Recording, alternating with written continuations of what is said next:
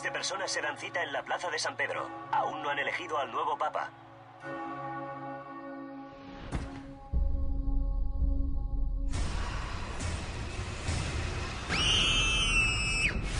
Nos ataca un viejo enemigo. Encuentren al profesor Landon. Destapó uno de los mayores encubrimientos de la humanidad. Da Vinci.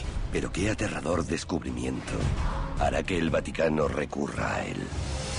Los Illuminati. Los Illuminati eran una sociedad secreta volcada en la verdad científica. La Iglesia Católica ordenó una brutal masacre a fin de silenciarles para siempre. Han regresado para vengarse.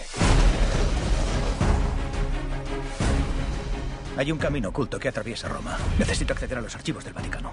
El acceso solo se permite por decreto escrito del Santo Padre. ¿Vosotros me habéis llamado? Es la primera señal. ¿Qué tipo de señal? Tierra, aire, fuego, agua. Y la quinta señal. Que el Señor perdone tus pecados.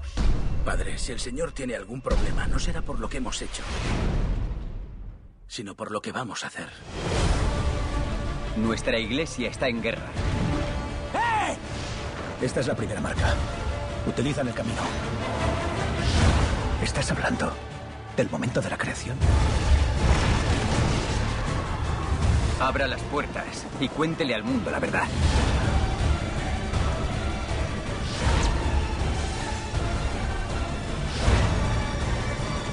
¡Tiene que ser aquí!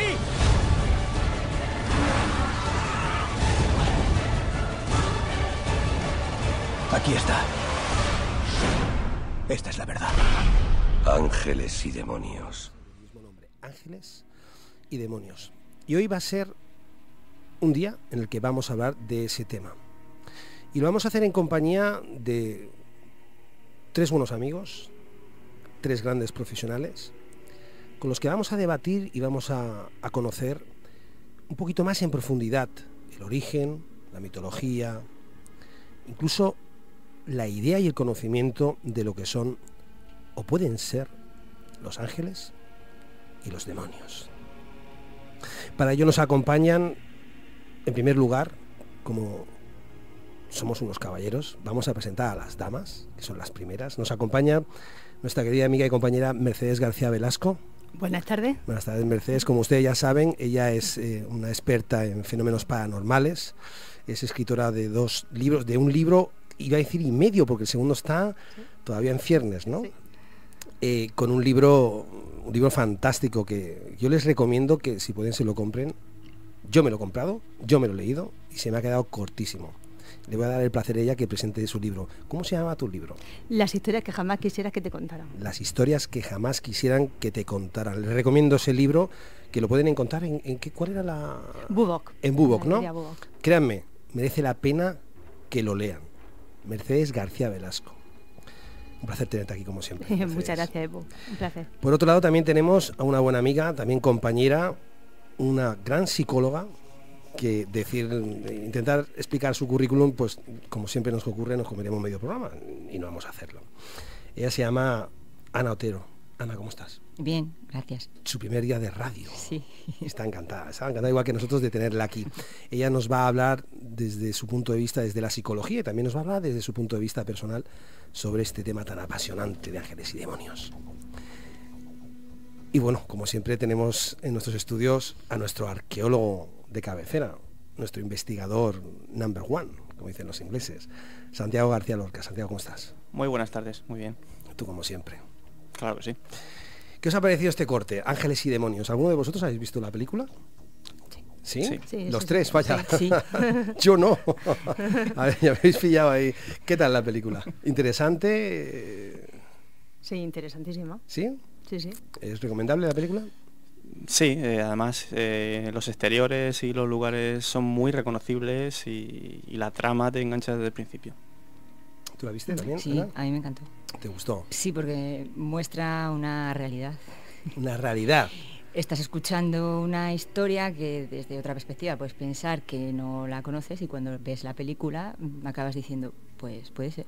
Puede ser. Bueno, vamos a dirimir hoy si puede ser, no puede ser. nuestras creencias, lo que nosotros también creemos, porque para eso estamos aquí, para contar nuestras experiencias personales, quizás.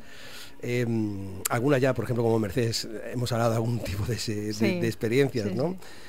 También con Santi, también de manera científica, pero también de manera un poquito más misteriosa, también hemos comentado estos temas, y hoy nos falta Ana, que también nos comentará alguna que otra cosita.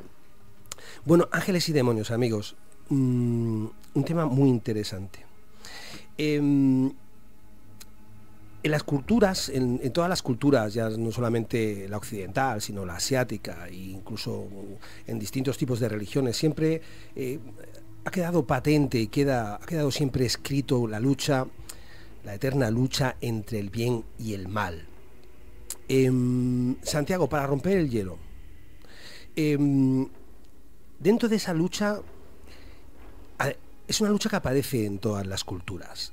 ¿Por qué con la diferencia de tiempo, con la diferencia de distancias, qué es lo que hace que aparezca la lucha entre el bien y el mal en tantas culturas, separadas en tiempo y en distancia?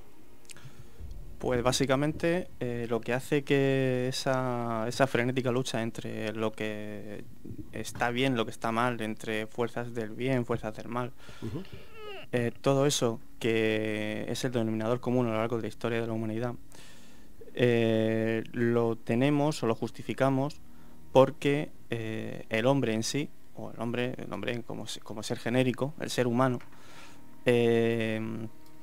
está sometido desde el principio de los tiempos a las mismas tentaciones, a los mismos peligros y a las mismas experiencias vitales que hacen que ese bien o ese mal se fructifique, se exprese a lo largo de su vida.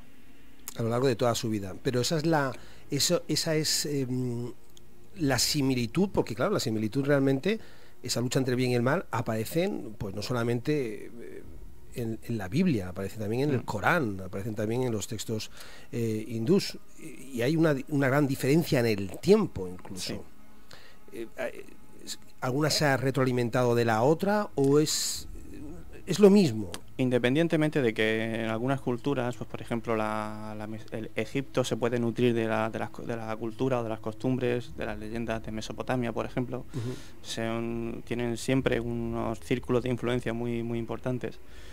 Pero lo que está claro es que tanto en la cultura egipcia como en la cultura mesopotámica, la griega, la Roma, Islam, etcétera, etcétera, el hombre siempre ha tenido o siempre ha estado en un porqué y en una lucha constante contra el medio. Me explico.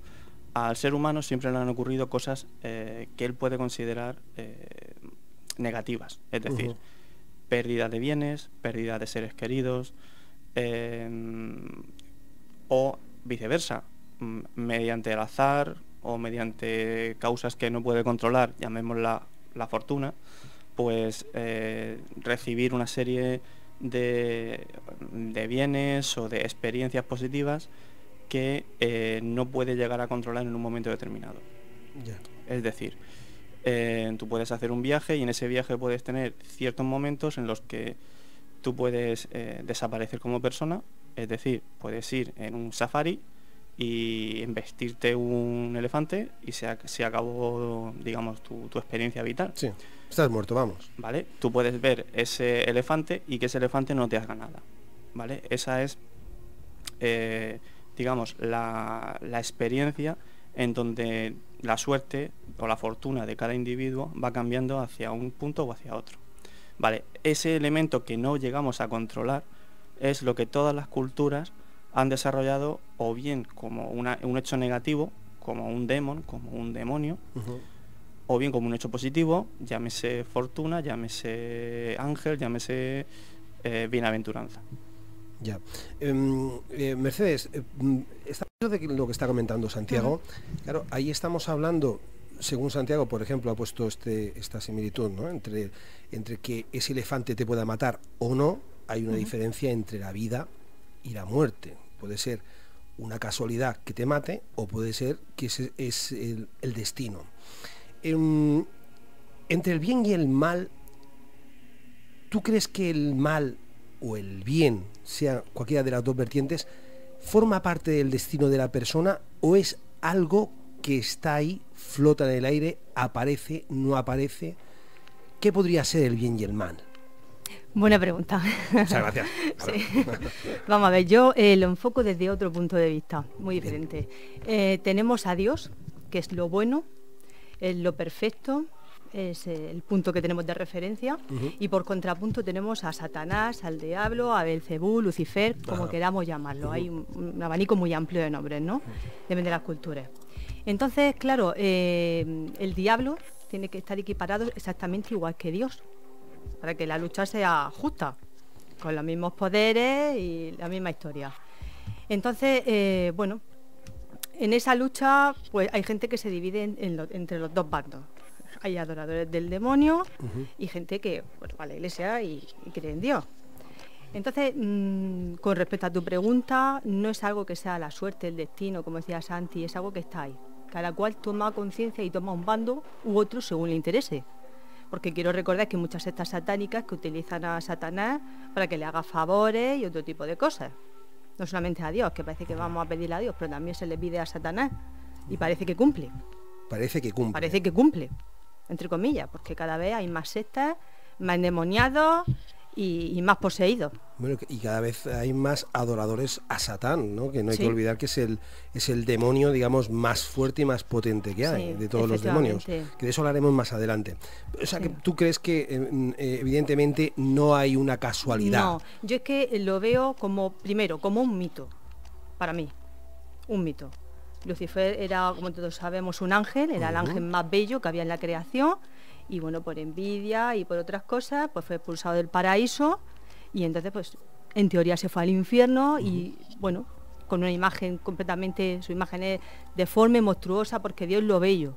Y no olvidemos que Satanás es lo monstruoso. La gente que lo ha visto y me lo ha contado me ha dicho es algo horrible. Gente que lo ve con patas. Gente que lo ha visto, gente que ha tenido esa experiencia. Efectivamente, yo en mi blog cuento un caso a una persona muy cercana a mí, que no voy a decir quién es, me contó lo que vio.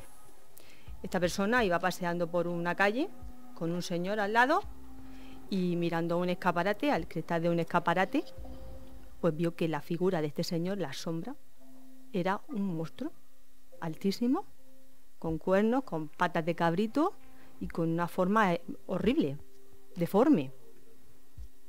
Entonces se quedó pensando qué es lo que era eso. No sabía si eso es lo que proyectaba este señor, su alma o su ser o lo que fuera, o qué es lo que era. Para ella era el demonio. Claro, pero vio un reflejo, o sea, mientras miraba un escaparate, efectivamente, lo que vio en el cristal reflejado detrás suyo, me imagino, o a su lado. A su lado. Era ese ser deforme, ese con ser patas deforme, de cabra, justo, que era la sombra, la supuesta sombra de este señor que la acompañaba. Ah, o sea, era la sombra del señor que le acompañaba. Que ella conocía, supongo. Que ella conocía.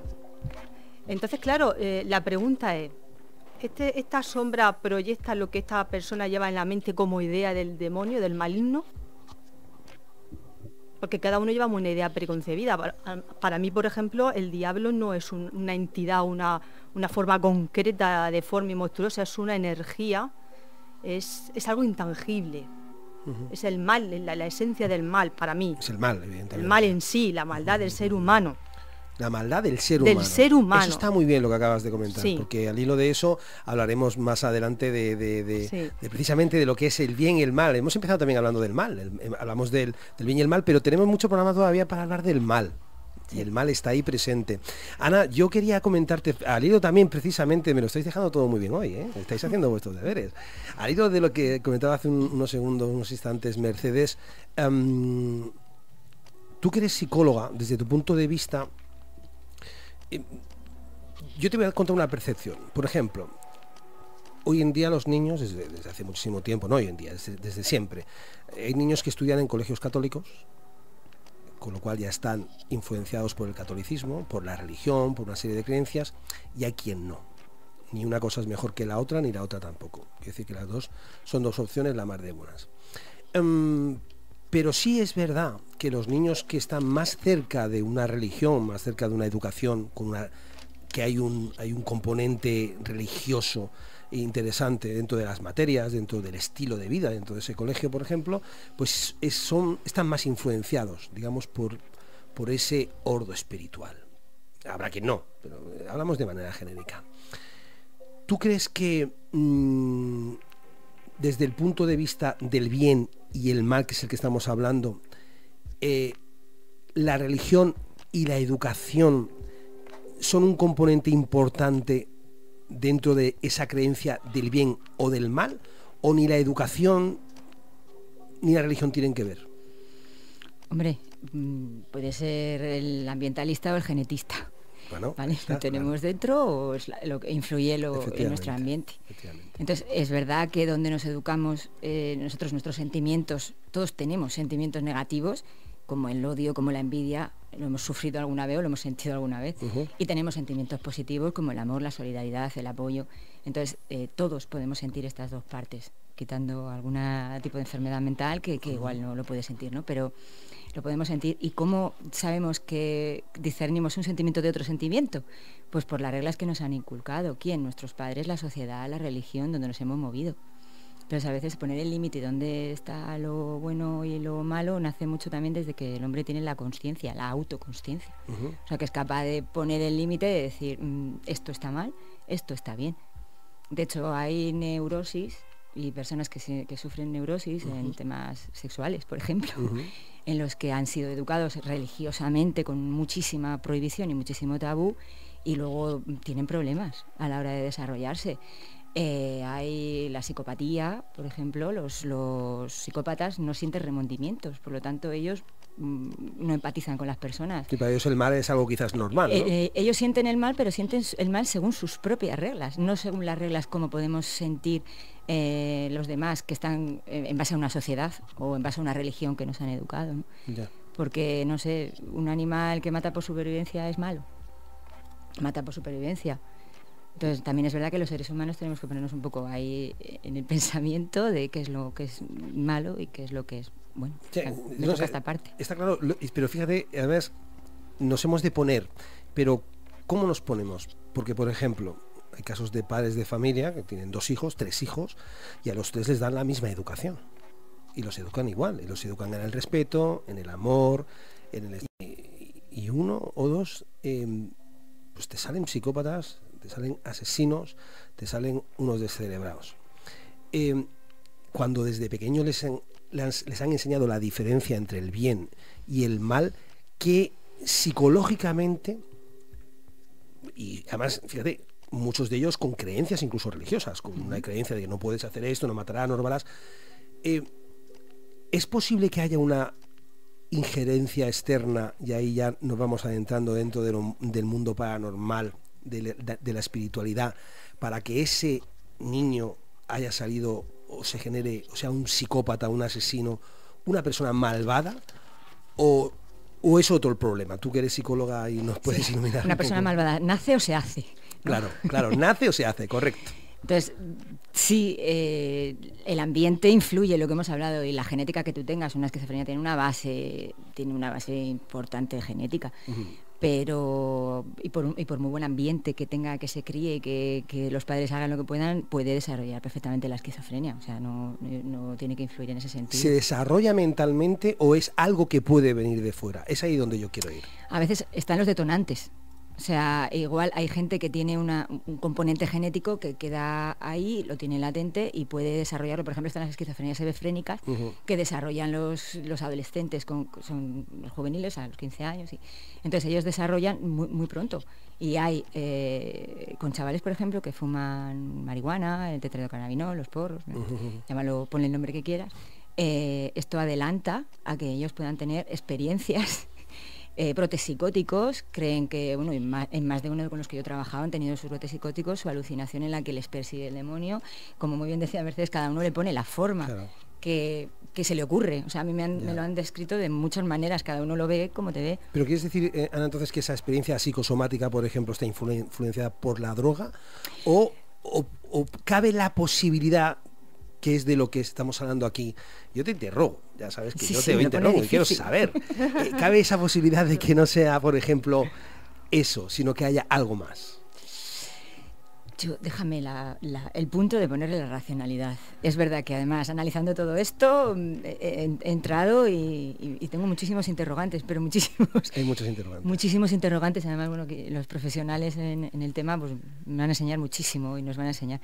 Pero que influya, por ejemplo, yo en los casos que me vienen ahora mismo en la cabeza, pues ha habido influencias externas, por supuesto. Hay influencias externas, ¿no? Influencias externas estupefacientes. Ahora, influencias externas en cuanto a que yo he tenido alguna experiencia, gente me la ha contado y yo me lo creo, de lo que ellos han vivido. Entonces sí que una mujer concretamente, ella hablaba del demonio y veía a su pareja como el demonio y le perseguía a su pareja por la casa. Y no podía vivir con su pareja, por lo tanto tuvieron que cesar la relación porque ella no lo veía como su pareja, lo veía como el demonio. Veía el demonio. Y ella no estaba tomando absolutamente nada, le dieron medicación para ver si es que luego lo hablaremos más adelante, el tema de los trastornos, ¿no? Pero, bueno, ella, la medicación no le hizo efecto. O sea que por lo visto la medicación precisamente no le hizo efecto. No le haría ningún efecto. Bueno, yo quería comentar al hilo que, bueno, hay dos cosas que influyen, sobre todo en este tipo de casos. Uno es la sugestión y otro es la obsesión. En la sugestión las personas escuchan historias, ven películas, le cuentan no sé qué, igual que la obsesión. Y entonces se obsesionan, se sugestionan y llegan a cualquier cosa. Hemos visto por televisión cosas, atrocidades, gente que ha matado a otro haciendo exorcismos, gente que se tira por la ventana creyendo ver el demonio. Y es una barbaridad. Este tema es muy serio por eso, porque estamos llevando esto al límite. Y es que ya no importa nada. Hacemos exorcismo al tuntún, tal cual. De hecho, había un monje, que lo tengo aquí apuntado, un carmelita, además español, del siglo XIX, el beato Francisco Palau, que en su hospicio recogía enfermos mentales y a todos los exorcizaba. A todos los exorcizaba. A todos los enfermos mentales, sin saber si estaban enfermos o no. Él hacía todo el exorcismo y el que estuviera endemoniado, pues se curaba, y el que no. Y el que no. Bueno. Vamos a irnos ya a publicidad. Ya tengo a Santiago que se quiere comer el micrófono porque estamos todos tan tensos y tan interesados en este tema que vamos a hacer una pequeña pausita y de verdad que volvemos en unos instantes. No se nos muevan.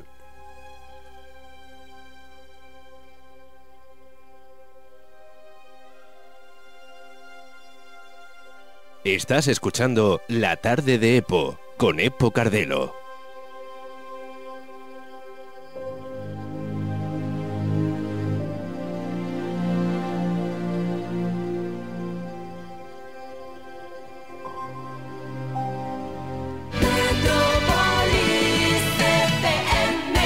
Metrópolis FM, región de Murcia. Disculpe, tengo invitados en casa y quisiera comprar un buen vino. ¿Podría recomendarme alguno bueno? Por supuesto. Si quiere disfrutar de un buen vino a buen precio, llévese un Salvius. Salvius es un gran vino español, con carácter español, con un sabor único que sorprende a quien lo prueba. Ay, pues muchas gracias. Me llevo una caja. Espere. Se me olvidaba. Y lo más importante, si lo busca en los supermercados, solo se vende aquí en exclusiva, en todos los supermercados del Grupo El Árbol. Salvius Vinos, un gran vino español con carácter español. De venta en supermercados del Grupo El Árbol. En La Gran Evasión nos dejamos cautivar por las pequeñas grandes cosas. Muy buenas tardes, Bárbara Rey. Hola, ¿qué tal? Siempre que encuentro un hueco, me gusta mucho bajar al sur. Hace muchos años que compré allí una pequeña casita y muchas veces me bajo allí. A veces estoy diciendo, lo mismo la vende y me compro ya algo en Murcia, que estoy en otro momento de la vida. Pero no están las cosas para vender ahora. Ahora están las cosas como para aguantar. Cada tarde, de 5 a 7, descubre en Metrópolis FM Tu Gran Evasión, con Alexia Salas. Metrópolis FM, región de Murcia.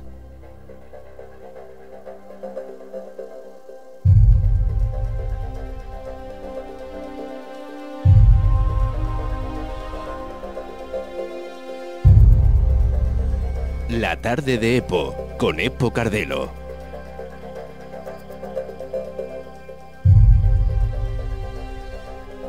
Bien amigos, seguimos cuando pasan 32 minutos de las 3 de la tarde aquí en Metrópolis FM, la tarde de Epo. en este maratón, en estas 2 horas en las que estamos hablando y vamos a hablar de un tema tan interesante, los ángeles y los demonios. Y antes he cortado a Santiago. Santiago quería dar un dato. No, vamos a ver, simplemente a puntear un poquito lo que ha comentado Mercedes y lo que ha comentado Ana. Por lo que ha comentado Mercedes, simplemente, que lo ha comentado de récord, pues que hasta hace muy poquito, hasta hace apenas 50, 60 años, cualquier persona que tuviera algún tipo de discapacidad, alguna enfermedad tipo epilepsia o cualquier síndrome de estas características era considerada como poseída por el demonio y por lo tanto era un ejemplo para ser exorcizado, ¿vale? Por lo que has comentado, Mercedes, de que este hombre pues exorcizaba a todo bicho viviente que se le cruzaba por el camino. Sí. Y respecto a lo que ha comentado Ana, indicar que tanto nuestra cultura como el resto de culturas se basan en la norma de convivencia. Es decir, me refiero sobre todo al tema de lo que está bien y lo que está mal, o sea, la diferencia entre el bien y el mal. De hecho, por ejemplo, un dato muy significativo, los mandamientos de la ley de Dios de la religión cristiana son exactamente los mismos que las normas de convivencia de la sociedad normal y corriente del código de Hammurabi. Entre un código y otro, es decir, entre Hammurabi, que es mesopotámico, de 2500 años antes de Cristo, a la ley de Dios de Moisés, los 10 mandamientos, estamos hablando de 1000 años de diferencia. Eso es simplemente que es una serie de normas que el clan o la sociedad establece, es decir, el no matarás, el no robarás. Sí, normas fundamentales. Normas fundamentales sin las cuales pues no podíamos convivir. Todo eso se establece en una serie de normas de convivencia, unos códigos que por un lado van por una parte más civil, más jurídica, y por otra parte más espiritual, más religiosa. Ya. Aquí tú estás hablando de Hammurabi y lo has comparado con la religión cristiana, ¿no? Esa cercanía y esa impregnación que tiene, ¿no? la cultura cristiana de esos protocolos, vamos a llamarlo así, de convivencia. Porque el concepto de ángel y demonio lleva una evolución en el tiempo. Por ejemplo, sí. Hablamos, por ejemplo, desde Uruk a los mayas. ¿Qué evolución hay desde un tiempo mucho más antiguo hasta el día de hoy, por ejemplo? Claro, hablamos del concepto de ángel y demonio desde un punto de vista cristiano, ¿vale? Pero quitándonos de la mente ese concepto, tenemos que diferenciar o tenemos que estudiarlo desde un punto de vista de el bien, pero no el bien de las cosas que están bien, sino el positivismo de la humanidad y el mal, es decir, la negatividad, ¿vale? De la misma humanidad. De la misma humanidad. Todo ese concepto genera una serie de iconos a lo largo de la historia. Pues por ejemplo, estoy seguro que todos hemos visto en la cultura fenicia, por ejemplo, voy a decir el icono, seguro que todo el mundo lo reconoce, el típico circulito con un triángulo y una aspa en forma de... Vale, que eso lo reconoce mucha gente, muchos estudiosos, como la diosa Tanit, ¿vale? Eso es un ángel, ¿vale? Es una esquematización de un ángel. Y de la misma manera, pues en la cultura maya, aquellos antropomorfos con caras, ojos grandes fauces y extremidades enormes, también son considerados como como demonios, como el mal en sí. Eso sería, por ejemplo, el caso que ha comentado anteriormente Mercedes, ¿no? Sí. Esa iconografía. Pero a lo largo de la historia se han ido cambiando la imagen, ¿no? ¿Cómo cambia la imagen a lo largo de la historia de ángeles y demonios? ¿Son la misma imagen? ¿Es el mismo concepto? Primero, si me permitís, chicas, dos cositas. Sí, pero decirle que permitís porque lo acapara. Sí. Si no, voy a acabar fatal. Vale. La imagen en sí cambia mucho. Es decir, a los ángeles se pueden representar con alas, sin alas, con luminosidad, sin luminosidad, y a los demonios igualmente. Seres oscuros, seres con grandes fauces, etcétera, etcétera.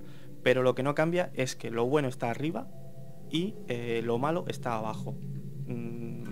eso ahí es digamos, un misterio que dejo aquí encima de la mesa, porque desde un punto de vista arqueológico no tenemos ninguna respuesta a esa concepción de lo bueno está arriba y lo malo está abajo. Sí, yo quería decir, al hilo de Santiago, que efectivamente al diablo o a los diablos se representan siempre en el núcleo de la Tierra, incluso, relacionados con los volcanes y demás, y a Dios y su séquito de ángeles, arcángeles, arriba en el cielo. Eso siempre. Y bueno, yo quería comentar también una cosa con el término ángeles o mensajeros, que traigo dos casos, uno en el pasado y otro en el presente más reciente, donde el ángel se representa de la misma forma. Y esto es muy curioso. El ángel se representa de la misma forma. Por ejemplo, en el primer caso, por ejemplo, estamos hablando del año 97, relativamente reciente. Voy a contar el caso de Albert Weisborn.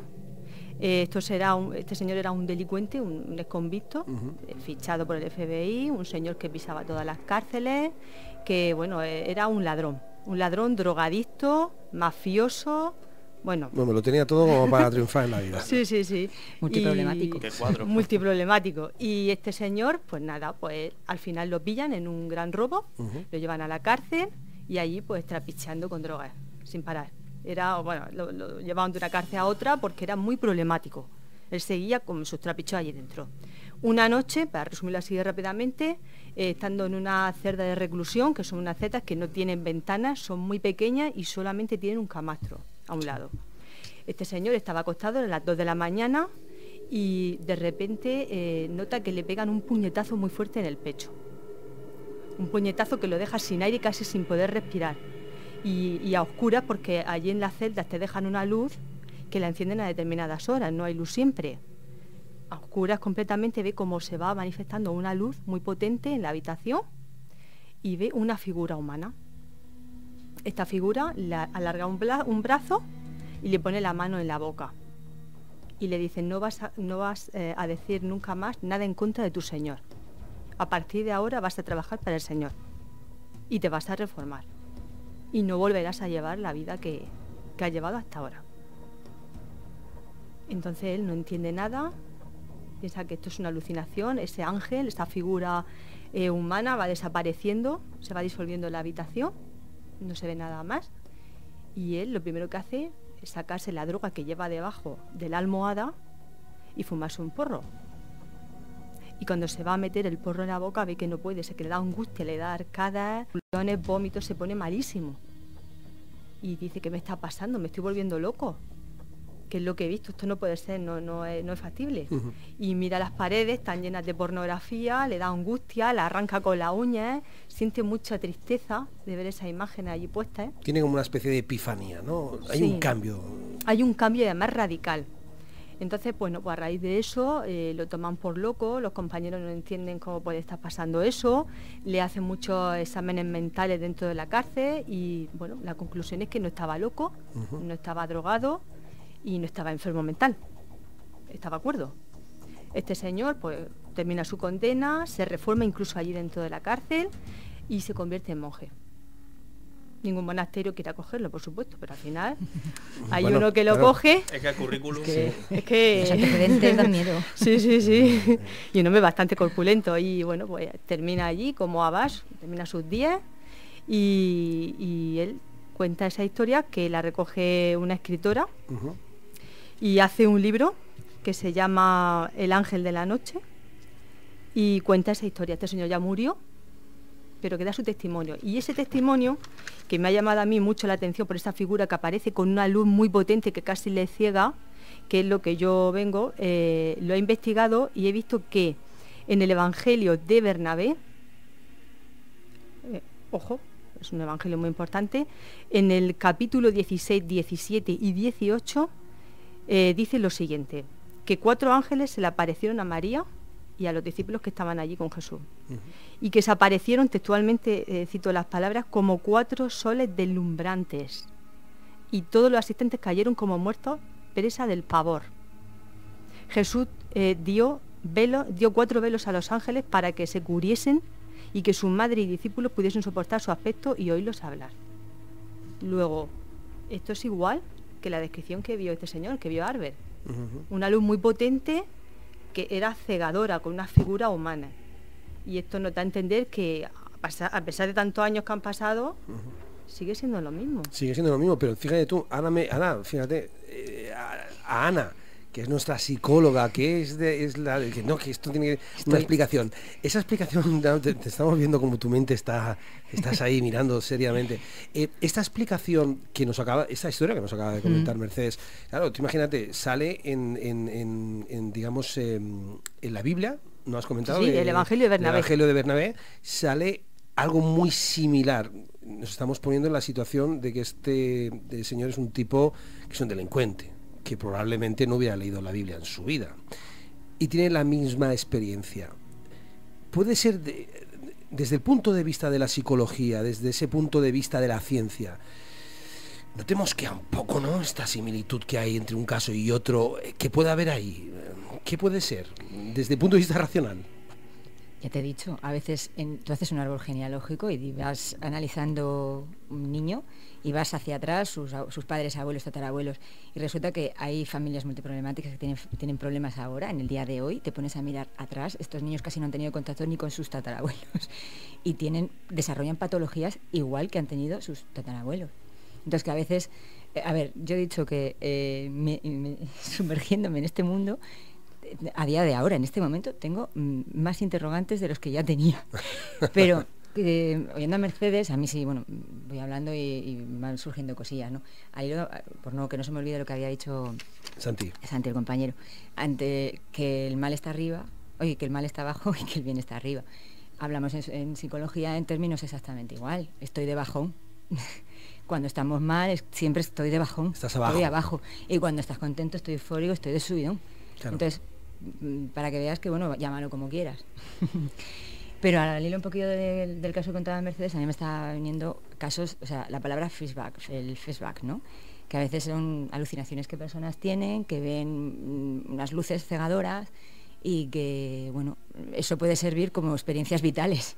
Si es verdad que mientras a esta persona le haya servido, bien sea una experiencia religiosa, mística, le ha servido para el cambio, pues bienvenido está, pero también está la sugestión, como muy bien ha dicho antes Mercedes, la autosugestión, la autohipnosis, la hipnosis. O sea, una persona que fuma se va a un hipnotizador y sale de allí sin fumar y dice, ¿qué estoy haciendo? ¿Que le puede durar o no le puede durar? Pero le han sugestionado y deja de hacerlo. Entonces es verdad que él, tú comentabas que se iba a fumar su porrico y de repente le daba asco. Sí. A veces se puede haber sugestionado perfectamente. Sí, pero en este caso estamos hablando de que es un cambio radical de la persona. Es un cambio muy radical, pero no de un día para otro, en el mismo instante. O sea, que eso ya es... Pero es una experiencia que a veces las experiencias cuando son insight, es decir, son experiencias que son hacia adentro y que te marcan tanto, pueden generar cambios inmediatos. Sí. O sea, son experiencias emocionales que se van directamente a la emoción. Entonces, el cambio puede ser mantenido en el tiempo. Claro, un golpe fuerte. Ahí está la duda entre saber que la clave, ¿no? Si ese cambio interior ha sido provocado por tu psique interior o ha sido provocado por esas luces externas que han aparecido dentro de la celda. Esta va a ser la pregunta que vamos a mantener la tertulia, porque... ¿Qué podría haber sido, no? Oye, Santiago, tú antes nos has hablado, antes de entrar en los estudios, claro, como tienes tantas cosas en la cabeza, nos hablas de los manes, los lares y los petanes. A mí me gustaría que nos explicaras precisamente qué son los manes, lares y petanes. Y yo lo encuentro muy interesante. Gracias por lo de cabezón. ¿Sabes que te lo he dicho con todo mi cariño? Sí, lo sé. Yo también te quiero. Lo sé. Mire, son digamos, la segunda división de dioses en época clásica, que vale, yo he cogido la época romana de formación profesional, pero pues solo podemos equiparar a los duendes del folclore nórdico, a los duendecillos actualmente, o sea, los típicos que decimos en casa, me han desaparecido las llaves y no sé qué leche ha pasado, pues siempre lo atribuimos a un ente externo a nosotros. Vale, pues en época romana, en época clásica, a lo largo de toda nuestra historia, siempre hemos tenido dos tipos de dioses en dos categorías muy diferenciadas, que son de una primera clase, es decir, los más potentes, Júpiter, Juno, Minerva, es decir, Poseidón, Neptuno, es decir, los que controlan a la madre tierra, al entorno directo que nos rodea, y por otro lado a los que nos afecta a nuestra vida más personal, que eso ahí entrarían los manes, los lares y los penates, que son los que nos controlan o los que nos ayudan en nuestra vida doméstica, en nuestra relación con los amigos o en nuestra experiencia más personal, más vital. Cuenta la mitología, cuenta la historia clásica, que cuando fallecía una persona en el imperio, bueno, en época romana, en el imperio romano, incluso en la República, si la familia de esa persona no le rendía culto como debiera, es decir, no hacía el ritual de la semana antes de enterrarlo, y una vez enterrado, al menos una vez cada 15 días o una vez a la semana, a comer o pasar el día con sus difuntos, ese espíritu, ese difunto, se convertía en una especie de lar, de diocesillo perverso, de un demon, en Roma se llamaban así, que de ahí viene nuestra palabra demonio, ¿vale? Que era el duende o el espíritu que desde un punto de vista doméstico le hacía la vida imposible a esa familia. Esa vida imposible podemos verla desde ocultar cosas de la casa hasta poner trabas, pues zancarillear, que se caigan cosas, que se cierren puertas, o que incluso haya pequeños incendios dentro del propio uso doméstico de la vivienda. Ha sido muy interesante esto que has comentado, porque el origen del término demonio y el infierno, los deimones. Sí. Esto viene precisamente de esta época. Sí, totalmente. El término en sí. Lo que es la idea o el concepto es de tiempo inmemorial. Los albores de la humanidad, ¿no? Desde el amanecer de los tiempos, como se decía antiguamente. Exactamente. Oye, wow, es que esto es espectacular, porque parece mentira que se nos pase tan rápido el tiempo, pero tenemos aún mucho tiempo. Yo quiero entrar ya más profundamente en lo que es el demonio, el miedo al demonio, el ángel caído. ¿Quién es el ángel caído? Hombre, Lucifer. Lucifer. De ahí viene la palabra lucero, la primera estrella de la mañana. El lucero del alba, ¿no? Claro, como se llama, ¿no? Claro. ¿Y quién era Lucifer? Como he dicho antes, en la mitología era el ángel más bello, el primer ángel que salió, y que tenía una soberbia, una prepotencia, y contra Dios quería ser más que Dios, y fue arrojado de donde estaban los ángeles y fue al infierno. O sea que ya existía entonces el infierno, según la mitología, según la idea, el concepto. El Hades, efectivamente. Que todos conocemos. Pero el Averno. El Averno, pero el Hades venía de otra mitología, ¿no? De la griega. De la griega, ¿no? Muy bien. Vamos a escuchar un corte de una persona muy interesante, precisamente al hilo de lo que estamos hablando, de lo que es el demonio y el miedo al demonio, el ángel caído, ¿no? Y es un corte hecho por un párroco, por un padre. Este párroco es muy conocido dentro del mundo de la demonología, dentro del mundo del exorcismo, dentro de la iglesia. Además es un padre que ejerce actualmente, sigue siendo padre, no está fuera de la curia, evidentemente, y él se llama José Antonio Fortea Cucurull. Él nació en Barbastro en el año 1968. Este sacerdote y teólogo está especializado precisamente en demonología. Cursó estudios de teología en la Universidad de Navarra, es licenciado en especialidad de Historia en la Iglesia, en la Facultad de Teología de Comillas, y pertenece actualmente al presbítero de la diócesis de Alcalá. Actualmente está en Roma precisamente realizando un doctorado en teología. Lo cierto es que es una persona muy normal. Si alguien quiere ver su currículum, pues es un tipo que, independientemente de ser un cura, pues es un enamorado, por ejemplo, de películas como Blade Runner, ¿no? Fíjate tú, que hablamos de la ciencia ficción y normalmente el cristianismo, pues como que la ciencia ficción como que no. Pues a este hombre le encanta Blade Runner, Casablanca, Forrest Gump, ¿no? El séptimo sello, Eva al desnudo, bueno, El Padrino, todas las tal, en fin. Un hombre muy normal, fíjense ustedes, pero que aún así él es un cura. Quiero que escuchemos un corte de él, un hombre que es un exorcista, que ha realizado muchísimos exorcistas y nos habla del miedo a los demonios. Lo que más he descubierto francamente es que el demonio es un ser muy poco temible. alguien que está en gracia de Dios, que está cerca de Dios, que ora. Es el demonio el que tiene miedo de él, le tienta, eso sí, se acerca para tentar. Pero si ahora mismo se me apareciera aquí o en la soledad de mi habitación cuando esta noche duerma, Satán, el más poderoso de todos los demonios, solo tendría que decir Jesús, lleno de fe, con fe. Él no puede resistir esa palabra. Hay gente que dice, ¿qué pasa si se me aparece aquí una legión de demonios y no tengo agua bendita? Jesús. Esa palabra con fe tiene un gran poder. Entonces, vistas así las cosas, es lo que mucha gente me ha dicho después de salir de una sesión. Al principio uno tiene mucho miedo, pero cuando ya después va pasando media hora y media hora y media hora y se le ve que allí está retorciéndose, aullando y que es él el que está siendo torturado por las oraciones, pues se pasa el miedo y uno dice, ¿esto es el demonio? Es verdad, es bien poca cosa. Así que yo a todos les animaría a no tener ningún miedo, ningún miedo.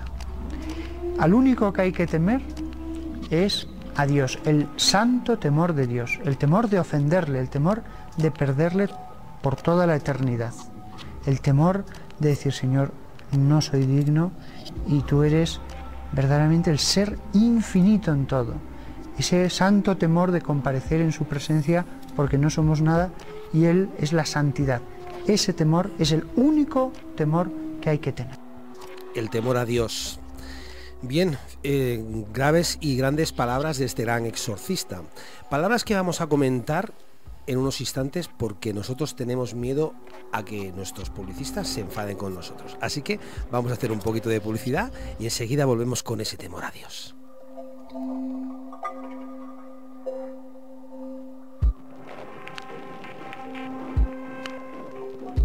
Estás escuchando La Tarde de Epo, con Epo Cardelo. Metrópolis FM, región de Murcia. Primera ley de Newton. Si sobre un cuerpo no actúa fuerza alguna, este tiende a mantener su estado de reposo o movimiento.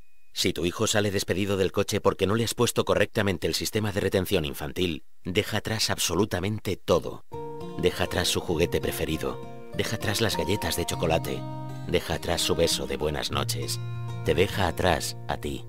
No juegues con los niños. A tu lado, vamos todos. Dirección General de Tráfico, Ministerio del Interior, Gobierno de España. Gimnasio Amas Fitness Center, Santomera. Zumba, pilates, spinning, taekwondo infantil y adultos, gaps, fightbox, kickboxing, judo, MMA, fitonic, aikido, boxeo, defensa personal. Todas las actividades incluidas en tu cuota mensual. Amas Fitness Center. Abierto de 7 de la mañana a 11 de la noche ininterrumpidamente. Y sábados mañana y tarde. Preparación de competidores en culturismo y fitness. Dietas y entrenamientos personalizados. Gimnasio Amas Fitness Center. Carrera 23. Polígono Industrial Santomera. ¡Vamos a más! Hola, soy Alberto Frutos y te espero todos los martes de 11 a 12 de la noche en El Submarino. Canciones y palabras en una inmersión llena de sentimientos. Aquí en Metrópolis FM. Nos escuchamos. Segunda Rueda, tus neumáticos seminuevos y de ocasión. Estamos en calle Costa Rica, parcela 73, Polígono Industrial Oeste de Alcantarilla. Teléfono 968 82 64 16 y también en www.segundarueda.com. Disculpe, tengo invitados en casa y quisiera comprar un buen vino. ¿Podría recomendarme alguno bueno? Por supuesto, si quiere disfrutar de un buen vino a buen precio, llévese un Salvius. Salvius es un gran vino español, con carácter español, con un sabor único que sorprende a quien lo prueba. Ay, pues muchas gracias. Me llevo una caja. Espere, se me olvidaba. Y lo más importante, si lo busca en los supermercados, solo se vende aquí en exclusiva, en todos los supermercados del Grupo El Árbol. Salvius Vinos, un gran vino español con carácter español.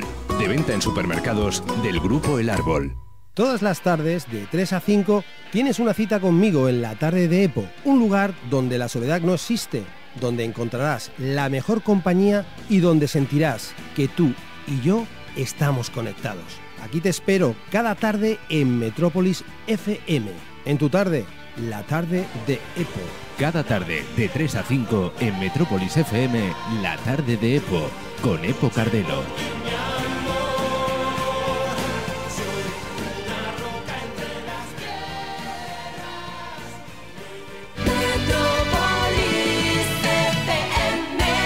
Metrópolis FM Región de Murcia.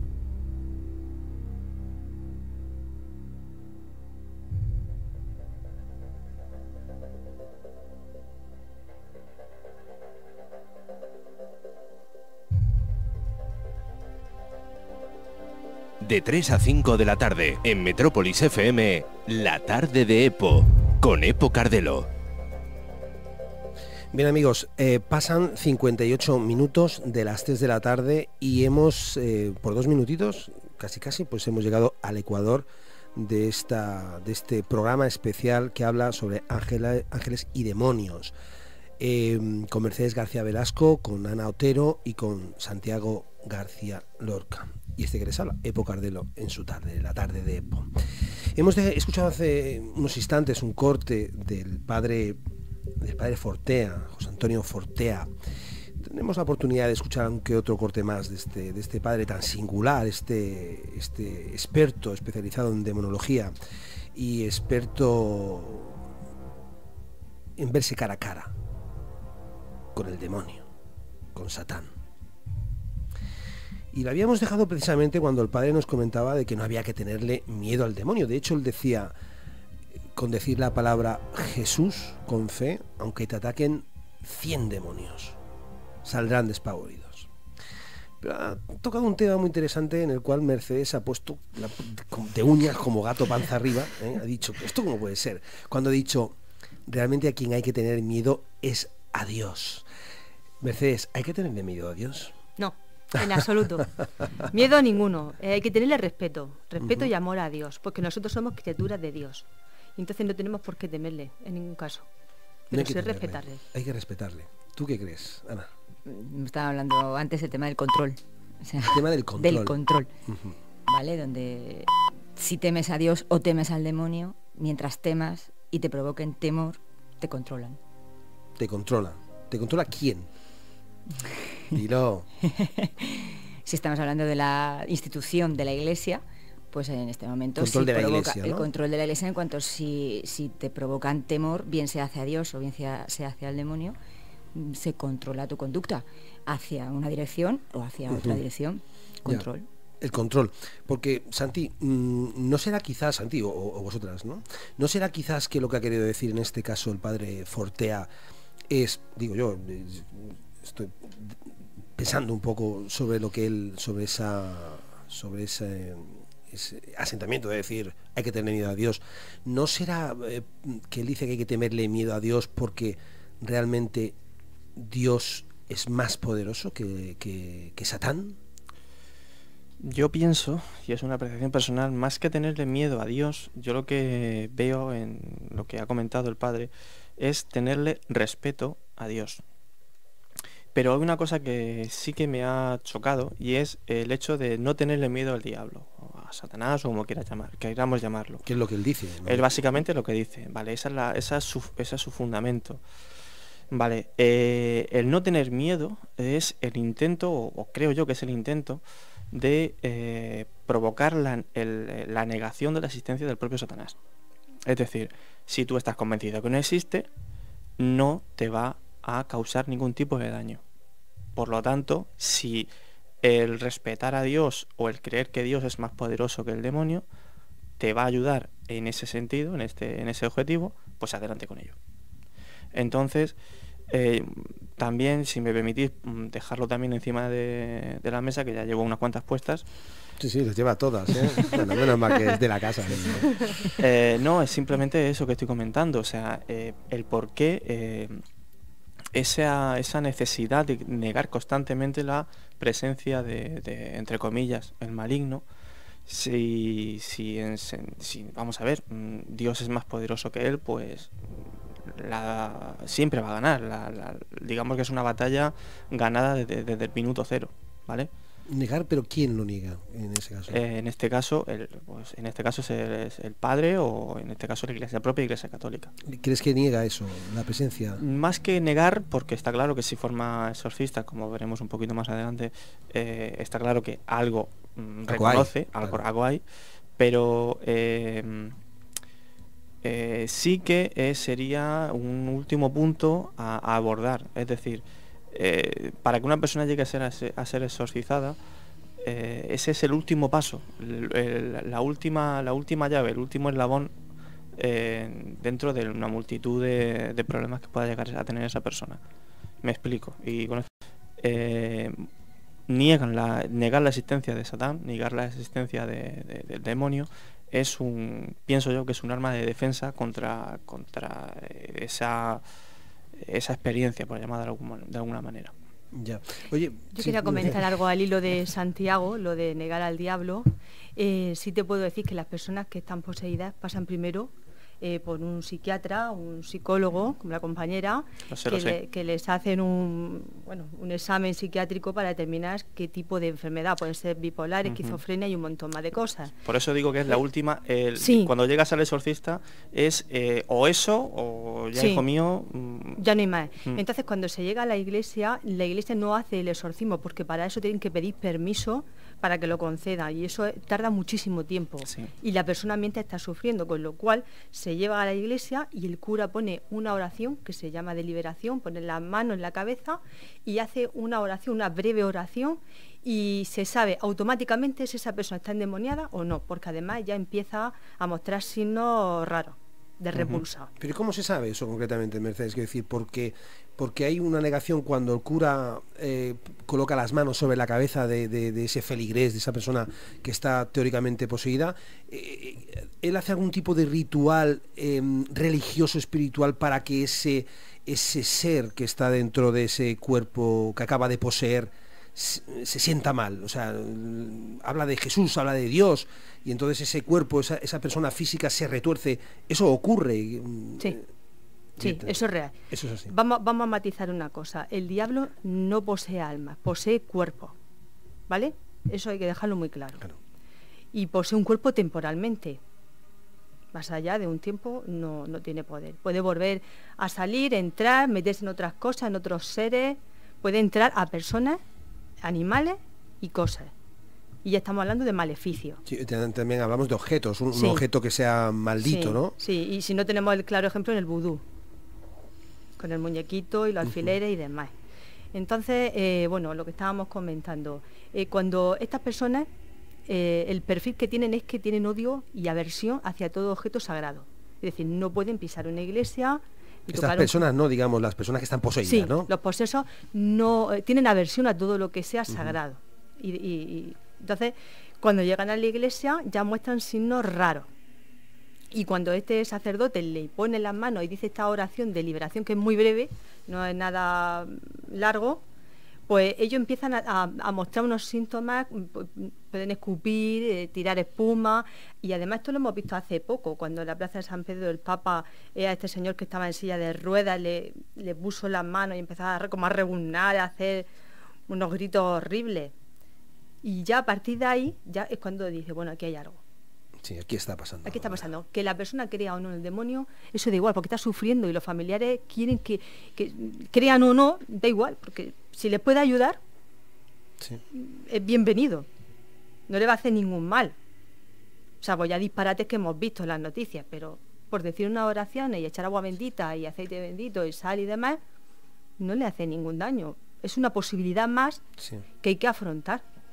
Porque tú, Ana, por ejemplo, desde el punto de vista de la psicología, tú, más científica, el Papa toca a esa persona y esa persona, al ser tocado por el Papa, pues muestra esos claros síntomas dentro de la religión, dentro del mundo de las creencias, de lo espiritual, muestra claros síntomas de estar poseído, de tener una posesión. ¿Tú crees que eso es así o tú le encontrarías alguna explicación racional a eso? ¿O no? Qué difícil me lo pones, ¿eh? A mí es que es tu primera vez aquí. Que sea la parte científica, lo científica todo. A ver, según estaba comentando un poquito Mercedes, sí que me venía a la cabeza lo quería dejar para más adelante, lo que era la posesión con... Pero bueno, ya viene a colación, lo cuento. Sí, perfecto. A ver, en psicología lo que se ha conocido a veces con las personas que están poseídas se llamaba pues trastornos de histeria, ahora tiene otro nombre que son los trastornos disociativos de identidad, donde la persona vive esa persona con una o más personalidades, ¿vale? Tiene unos síntomas, esos síntomas de quemazón, de ahogo, de ansiedad, de estrés, muchos incluso cursan con fases epilépticas, por lo tanto estos retorcimientos, la espuma que estaba comentando Mercedes. Entonces, ahí se puede explicar en esos temas, es hacer analíticas y ver un poco por dónde. Es verdad que hay cosas que son más inexplicables, vuelvo al interrogante. y bueno, ahí nos puede entrar la duda o la racionalidad o lo que tú quieras. Pero sí que hay estudios que, lo ha dicho Mercedes y lo uno porque es que es así, es lo que ha dicho ella, ¿no? Que a veces es el sufrimiento. Y de hecho en Uganda hay estudios sobre el tema, porque es donde más posesiones ha habido, donde más lo he trabajado. ¿Por qué en Uganda? ¿Por la África negra en sí? En Uganda el tema yo hablo de la parte que me corresponde, ¿no? En Uganda se han hecho estudios en una revista científica americana, han trabajado con poseídos. Había 191 poseídos, ¿vale? Y de los cuales pues fueron viendo un poquito y analizando a ver qué pasaba y cómo era. Entonces vieron que a veces con los sanadores, porque no los llevan a un psiquiatra o a un psicólogo, no, o sea, ahí tienen sus rituales, como decía Mercedes, con los rituales, pues con los sanadores, entonces se trabajó con ellos, pues lo importante es que estas personas dejaran de sufrir. Bien sea, llámalo exorcismo, llámalo como quieras, pero que estas personas no sufran, porque el dolor lo sienten. Los síntomas todos los vemos. O sea, ¿de dónde vienen? ¿De la psique o de fuera? O de una posesión, no lo sabemos, pero están sufriendo. Pero si está haciendo algún tipo de trabajo precisamente para evitar ese sufrimiento de esta población. Ya solamente el estudiarlo y el trabajarlo ya quiere decir que lo tienes en consideración. Entonces sí que, bueno, pues los están analizando, están viendo, están trabajando con ellos un poco.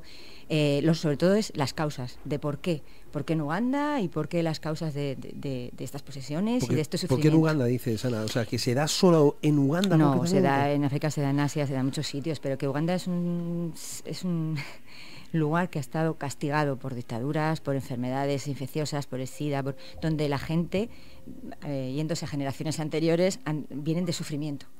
O sea, digamos que es un lugar, Uganda podría ser el infierno en la tierra. Puede ser. Entonces la gente ha sufrido, esos traumas se quedan ahí guardados. Entonces al final sí que es verdad que bueno que la gente los va reprimiendo y es cuando hablan del trastorno de identidad disociativo. O sea, yo me refiero a Uganda porque quien lo estudió fueron psiquiatras que fueron allí a trabajar sobre el trastorno de identidad disociativo. Allí lo llaman posesión. Entonces, bueno, vamos a ver. Sí que es verdad que veían que cuando un sanador llegaba, que es lo que me preguntabas, ¿no? Y le decía, hacía su ritual, el que fuera, pues que esta persona se calmaba.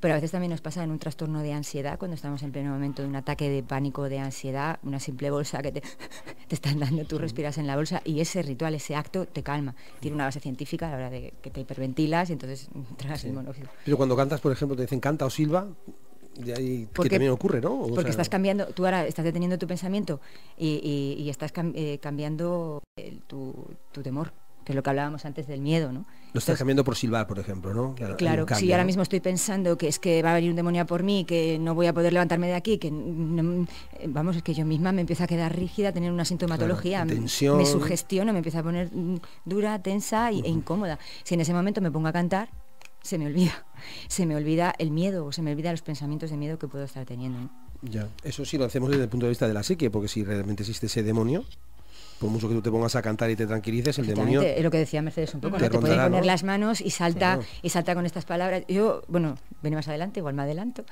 pero sí es verdad un poquito lo que una pregunta que se había hablado y que se veía, el por qué cosas que son inexplicables, ¿no? Lo de los estigmas... lo ibas a decir tú, es que me está diciendo Santi. Ya no sé si me estoy adelantando. Pero Santiago es un caballero, te cede la pregunta. ¿Me adelanto o te espero? No te preocupes, si le tengo preparada otra. Decías lo de los estigmas, por ejemplo, ¿no? Hablamos de que, a ver, ponemos la base científica en ciertas cosas. Hay cosas que es verdad o síntomas que es verdad que son más complicados de explicar. Yo, analizando todo esto, sí que nos vamos a la histeria, la epilepsia. Eso estamos explicando lo que decía Mercedes, de las torsiones, la rigidez corporal, esta sensación de que me estoy ahogando, de escupir, bueno, eso tiene una base que se puede explicar. Los estigmas, pues sinceramente, son heridas que salen, son heridas que además es que no están ni en las bases ni en la zona sanguínea, sino que están en la fase más superficial. Ya. Entonces, este tipo de síntomas que son más inexplicables, como por ejemplo el tema de las lenguas muertas, ¿no? Que una persona pueda empezar a hablar en una lengua, ¿no?, que en su vida ha conocido. Entonces, eso sí que es verdad que es más inexplicable. Tiene su nombre, que es la xenoglosia. ¿Xenoglosia? Sí. Entonces, bueno, pues la persona, hay diferentes explicaciones, pero de verdad que lo que he estado intentando buscar para darle una base científica a la xenoglosia no la he encontrado. Bueno, yo es que sinceramente, hablas de la xenoglosia, además es un tema muy interesante, pero francamente, y esto es una percepción mía personal, yo no le veo ninguna base científica que de pronto una persona se ponga a hablar en arameo. Eso es imposible. Por eso te digo que ¿Por tengo qué? interrogantes. Porque tú no, por ejemplo, que me dijeras, mira, se pone a hablar de la noche a la mañana en alemán o en inglés, y dices, pues hombre, de alguna manera podría haber, yo que sé, haber visto un anuncio de Colgate o alguna historia de esta, y que vale, lo que sea. Pero en una lengua muerta como el arameo, imposible, ¿no? Que hablan de telepatías, de mentes que son capaces de telepatizar con sus otros yos. Pero a ver, lo que sea una explicación, por eso yo he dicho al principio que tengo interrogantes a la hora de investigar, bueno, y de ver. Mira, y te pongo un ejemplo más. Tú eres vasca, tú eres del norte, y como si de golpe empiezo yo a hablar en vasco, que no he oído en mi vida, ¿no? Dirías, ostras, este tío, pues que sería imposible. Algún problema hay ahí. Sí, bueno, yo lo que quería decir... Ahora sí que te están que castigando, madre Santiago. Mía, Santiago. Si nos permite, Santi. Sí, que bueno, esto de la xenoglosia es muy común, hablar lenguas muertas, el arameo y otras lenguas que ya no se habla, y que curiosamente esas lenguas vienen en la Biblia y en otros documentos antiguos. Eso es muy curioso. Y otro fenómeno que yo quería puntualizar es que estas personas vomitan objetos como son tornillos, llaves, objetos metálicos, trozos de plástico, pero no es que los vomiten, que los tengan en el estómago y salgan, porque luego se le han hecho radiografías, es que se materializan una vez que están en la boca y salen. Claro, pero ahí estamos ya tratando un tema ya que entra así, que ya no solamente la espiritualidad, sino es lo paranormal. ¿Cómo se puede materializar un objeto metálico de la noche y de la nada aparecer? ¿Es de otra dimensión? Ya ahí entramos fíjate que ya incluso raya lo paranormal, porque el otro estamos hablando de la espiritualidad, ángeles y demonios, mitología, creencias, pero el otro ya raya lo paranormal. Sí, lo otro no tiene explicación, la ciencia no le da explicación hasta ahora. Puede ser que la tenga en un futuro, ¿por qué no? Pero de momento no la hay. Todas estas cosas raras de saltar hacia atrás, hablar lenguas muertas, tener una fuerza sobrehumana y vomitar esos objetos que se materializan ahí, no tiene explicación hoy por hoy. Sí quería puntualizar que casos verdaderamente de personas poseídas hay un 5%. Juan Pablo II, en todo su pontificado, solamente hizo 2 exorcismos. El resto son enfermedades, son problemas sociales, problemas del inconsciente, sugestiones y obsesiones. Es un fenómeno rarísimo. Es un fenómeno misterioso. Misterioso y rarísimo, no ocurre normalmente. No es muy común. Santiago, por fin. Me toca, Santiago, lo tenéis al pobre aquí en la esquina, lo tenéis abandonado. Me tienen acorralado. Acorralado, menos mal que me tienes aquí y al resto de compañeros del estudio para apoyarte, campeón, fuerza y honor. Oye, Santi, podríamos hablar de lo que son los ángeles guerreros, que además, bueno, ya sabemos que creo que... Bueno, ¿qué podríamos hablar? No, quiero que me hables de los ángeles guerreros, porque hay muchísima gente que sí que se reza a los ángeles, ¿no? A los arcángeles, reza siempre el ángel de la guarda, por ejemplo. Todo el mundo que no piensa que tenemos un ángel de la guarda. Pero en la mitología, en las creencias, realmente existen. Y hay gente que creen que verdaderamente nos acompañan. ¿Quiénes serán estos ángeles guerreros? Vale, la idea es muy simple y llana. Todo entra con que en esa lucha entre el bien y el mal, pues hay un ejército divino y un ejército diabólico, ¿vale? Dentro de ese ejército divino están esos ángeles y arcángeles custodios, algunos más poderosos, otros menos poderosos, que son los encargados de frenar, o digamos la primera línea de defensa de esas hordas de demonios, de daimones, o como queramos llamarle, que son los que frenan en un momento determinado pues el mal reine en la tierra. A lo largo de todas las culturas, esa figura del ángel custodio, del ángel guerrero, existe, no como ese nombre, sino como nuestros difuntos que nos protegen, ¿vale? Ahora mismo nuestra cultura pues todos rezamos a nuestros difuntos para que nos propicien o los que nos protejan en una bienaventuranza o alguna cosilla que tengamos pendiente.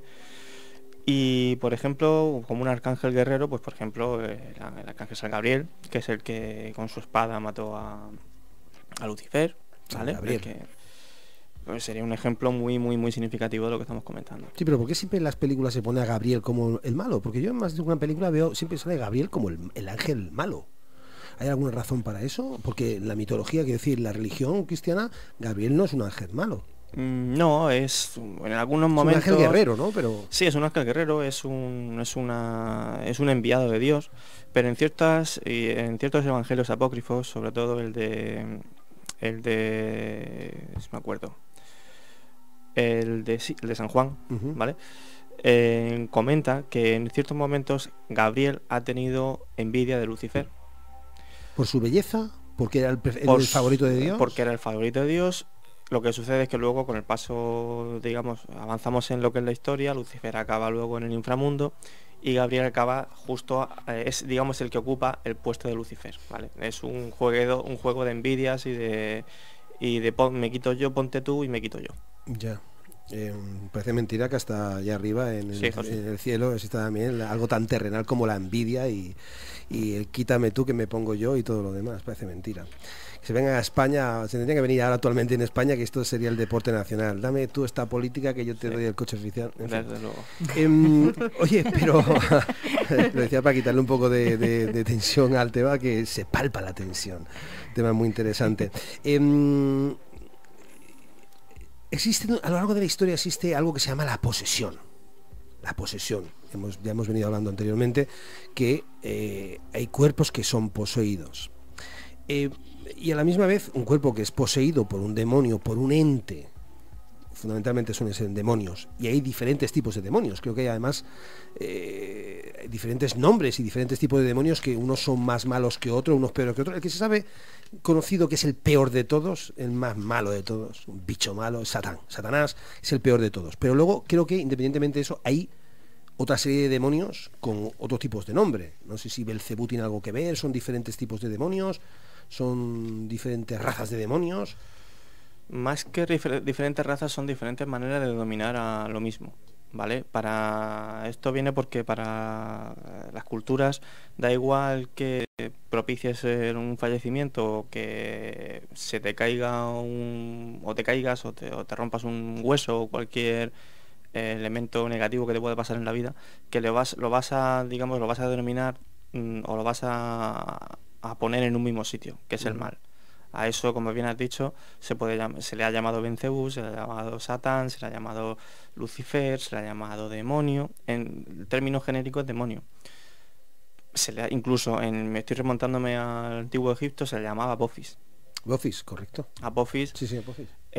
Para quien no lo sepa, era el dios del mal, el dios del infierno, es el intramundo, el que Ra se tenía que enfrentar con él cada día durante 12 horas, que eran las 12 horas de la noche, desde que atardecía hasta que amanecía, para luego volver a renacer con más fuerza, que es el amanecer del día.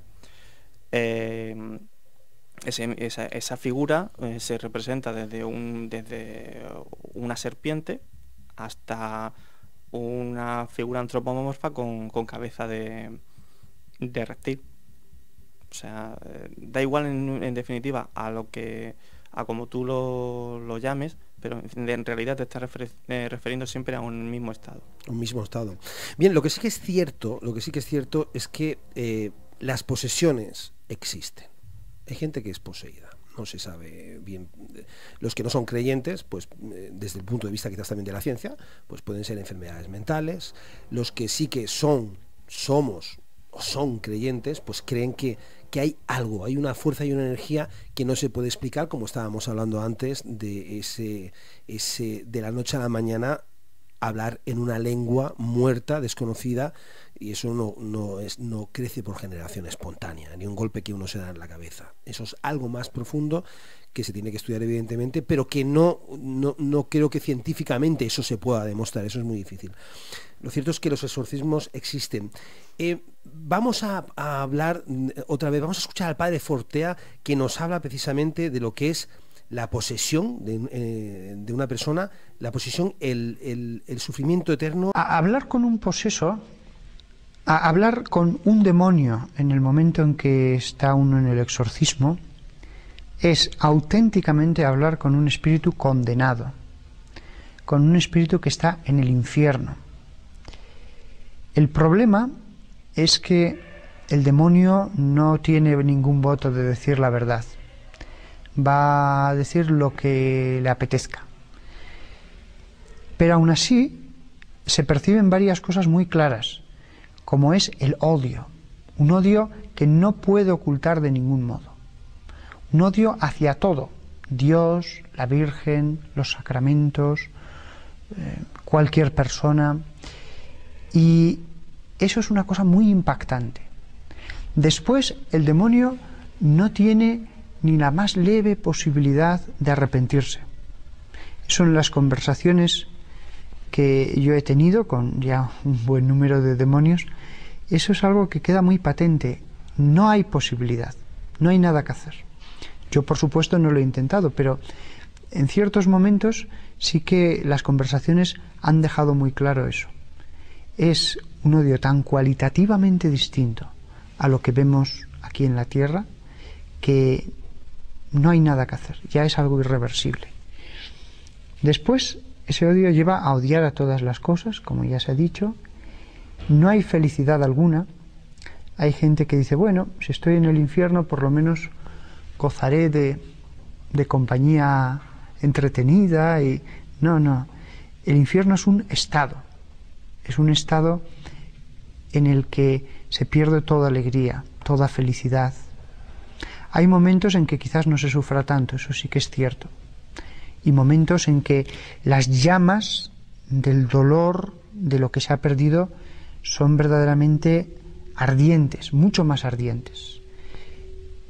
Yo diría que eso es lo que caracteriza el infierno. Todos se odian en el infierno, y tampoco debemos imaginarnos el infierno como un lugar lleno de espíritus en el que pues hay cosas, se habla, No. Yo diría que la mejor comparación es como un cementerio. Cada uno está en su fosa, sumergido en su propio remordimiento, lleno de ese odio, y por lo tanto no hay ningún interés en nada. Se odia todo. Es cierto que se comunican entre sí los demonios, etcétera, pero el mejor modo de comparar lo que es el infierno es eso, una especie de cementerio de fosas en que cada espíritu es eterno y está allí ardiendo en el conocimiento ya seguro de lo que se ha perdido y en el conocimiento igualmente seguro de que aquello nunca, jamás se va a poder conseguir. La visión de Dios. Espectacular, ¿no? Desde luego. ¿Qué os parece? Porque claro, tú fíjate, acabas de decir, yo he tenido una conversación con muchos demonios. Ana, vamos a ver, estamos hablando, por ejemplo, del padre Fortea. Acabamos de escuchar lo que nos acaba de explicar. Estamos hablando, y yo te pregunto, desde el punto de vista científico. Vamos a verlo desde el punto de vista científico psicológico, desde tu especialidad. Tú te encuentras ahora delante del padre Fortea, se sienta a tu lado, te da esta explicación. He hablado con un montón de demonios, te mira a la cara. Y sabes que estás hablando con un sacerdote que es un teólogo especializado en demonología, un tío que es teólogo con un nivel intelectual, humano y espiritual grande. Es decir, no estaríamos hablando de un señor que nos acabamos de encontrar por la calle, que con todos los respetos, pero que no lo conocemos de nada, es un señor contrastado. Y te dice que ha hablado con toda naturalidad, como lo hemos oído. Yo he hablado con muchos demonios. Desde el punto de vista psicológico, a un hombre como este, cuando habla de la posesión, ¿qué sería tu sensación? ¿Qué podrías decir de este señor? ¿Este señor está desequilibrado? ¿Sabe de lo que habla? ¿No habla? ¿Qué podríamos decir? De primeras has explicado su currículum. Entonces, cuando escuchas el currículum, puedes decir respeto, porque hay muchísimas cosas que se nos escapan a la razón, obviamente. Si no escuchas el currículum y lo oyes de primeras, dices, uy, no está muy bien. Luego vamos a ponerle el nombre al no está muy bien. Hemos hablado de que el trastorno de identidad disociativo tiene más de una personalidad. Yo en el máster sí que trabajaba con personas que tenían... No es lo mismo, con esquizofrenia, no es lo mismo. Pero bueno, yo voy a lo que yo, yo viví. Evidentemente. Entonces, sí es verdad que hubo un caso que a mí me chocó, porque yo no sé qué era, o un gran actor, no lo sé.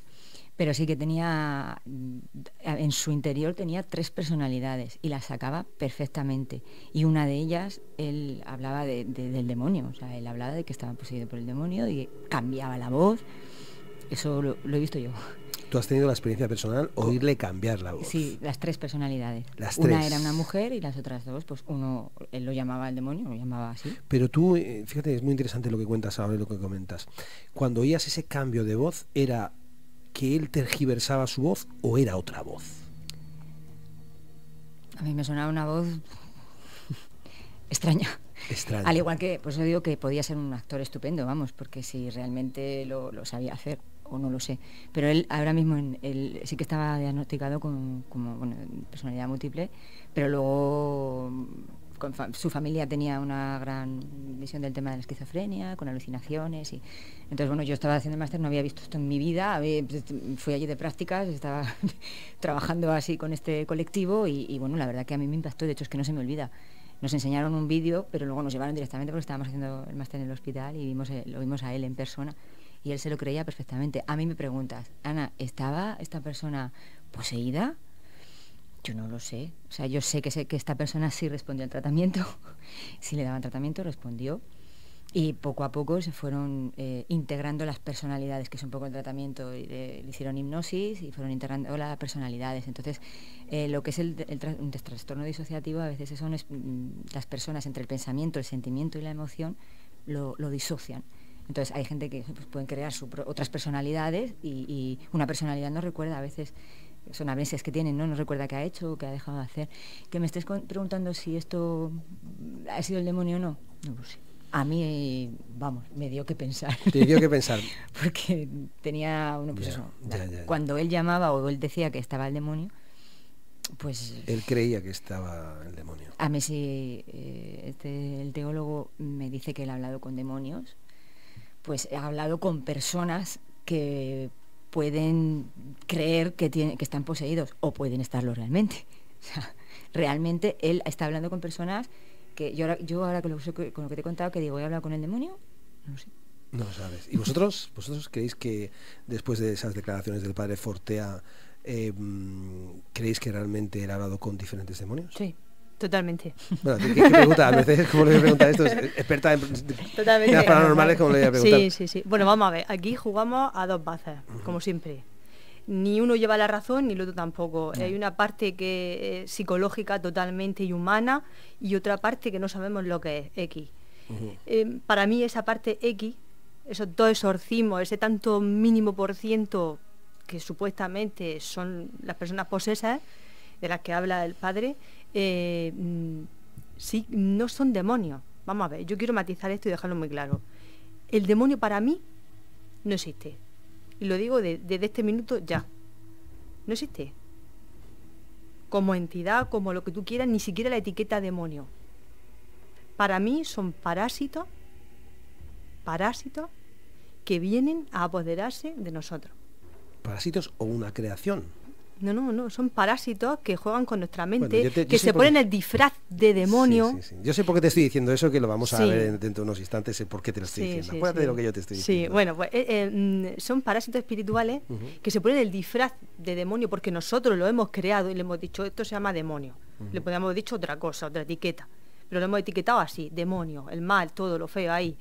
Y entonces esa parásitos se disfrazan y juegan con nosotros, juegan a través de muchas cosas, como puede ser la ouija, el espiritismo, el tarot y otras muchas más cosas.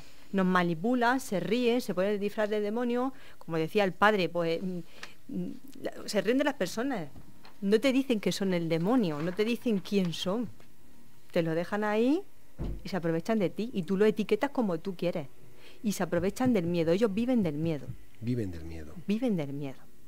Si tú no tienes miedo, si tú tienes un espíritu fuerte, o te viene abajo. O te puede tentar. Y te puede tentar, te puede prometer muchas cosas. ¿Y si te tienta y te rompe ese esquema del miedo? Ay, qué pregunta. Ahí está, te vas para el otro lado. Bueno, Santi, ¿tú crees que después de escuchar estas palabras del padre Fortea, íntimamente, qué es lo que te sale? ¿Qué podrías decir sobre esto? Yo muy rápidamente lo que diría es que estoy con Mercedes, el diablo en sí no existe, lo que sí existe es la negatividad, o llamémoslo como queramos, duendes malignos, o lo que... Pero vamos, el concepto sí existe, porque está claro, hay multitud de testimonios y de experiencias que así lo atestiguan, pero el diablo en sí como tal, yo creo que no existe. El diablo como tal, o por lo menos como tal, ¿te refieres tal como nosotros lo concebimos? Tal como nos lo cuentan. Mm. Bueno, porque lo que sí que está muy claro es que el diablo, Satán, por ejemplo, según los teólogos, los estudiosos, lo que Satán quiere y el demonio y el mal quiere es que lo veamos como un ser feo, horrible, terrible, precisamente para desinformar y para que no nos lo podamos creer, ¿no? Pero que realmente el mal lo que quiere es pasar totalmente desapercibido para hacer mal, y tiene su lógica y su sentido. Entonces, probablemente el mal como mal, el demonio, Satán, quizás pueda existir de una forma física, pero que pase totalmente desapercibida. Vamos a seguir con el tema porque si no hacemos publicidad nos van a echar los demonios a nosotros. Así que vamos a hacer unos segunditos de publicidad y enseguida volvemos. No se nos vayan. Metrópolis FM, región de Murcia. De 3 a 5 de la tarde, en Metrópolis FM, La Tarde de Epo, con Epo Cardelo.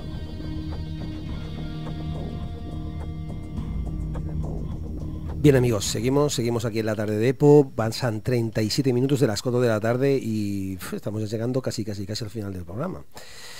Y estamos hablando de ángeles y demonios. Hemos estado escuchando al padre Fortea cuando hablaba de que él había hablado con demonios. Estábamos debatiendo hace unos instantes esa existencia del demonio, si puede ser un tema psicológico, puede ser un tema real, puede ser incluso un tema que nos venga impregnado en nuestra educación, un tema que comentábamos antes, pasa de padres a hijos en la educación, y en ese caso Santiago o Mercedes coincidían que quizás el demonio no existe, que eso es un tema que nosotros pues que tenemos quizás impregnado, tatuado en nuestra piel, en nuestra mente, en nuestros genes, en la creencia de que hay algo más allá, y hay algo más allá del bien y del mal, siempre hay algo más allá.